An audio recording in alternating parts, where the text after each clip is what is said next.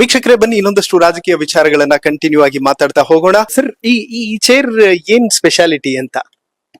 ಇದು ನಿಮಗೆ ಆಶ್ಚರ್ಯ ಆಗ್ಬಹುದು. ಇದು ಡಾಕ್ಟರ್ ವಿ.ಎಸ್. ಆಚಾರ್ಯರು ಅವರ ಕಚೇರಿಯಲ್ಲಿ ಕುಳಿತು ಜನರನ್ನು ಸಂದರ್ಶನ ಮಾಡ್ತಿರುವಂತ ಒಂದು ಚೇರ್.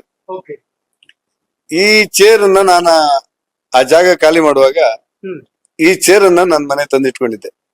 ಅದು ಸರ್ಕಾರಿ ಚೇರ ನಮ್ ಚೇರ್ ಅಂತ ನಂಗೆ ಗೊತ್ತಿಲ್ಲ. ಈ ಚೇರಿಗೆ ಮತ್ತೆ ಇದಕ್ಕಿಂತ ಒಂದು ಒಳ್ಳೆ ಬೆಲೆ ಬಾಳೋ ಚೇರ್ನ ಇಟ್ಟು ಬಂದಿದ್ದೆ, ಸರ್ಕಾರದಾದ್ರೆ ಅಂತ ಹೇಳಿ.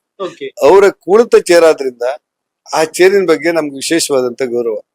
ಡಾಕ್ಟರ್ ನಾನು ಕೂತ್ಕೊಳ್ತೇನೆ. ಈಗ ಅದು ಎಲ್ರಿಗೆ ಸುಮ್ಮನೆ ಹಾಗಿಟ್ಟಿದ್ದೇನೆ. ಮೊದ್ಲು ನಾನು ಕೂತ್ಕೊಳ್ತಿದ್ದೆ, ನಾನು ಆಫೀಸಲ್ಲಿ ಇದ್ದಾಗ ಕೂತ್ಕೊಳ್ತಿದ್ದೆ. ಈಗ ಇಟ್ಟಿದ್ದೇನೆ. ಅದ್ರ ಹಿಂದೆ ಒಬ್ಬ ಆದರ್ಶ ರಾಜಕಾರಣಿ, ನಾವ್ ಯಾರು ಯೋಚನೆ ಮಾಡದೇ ಇರುವಷ್ಟು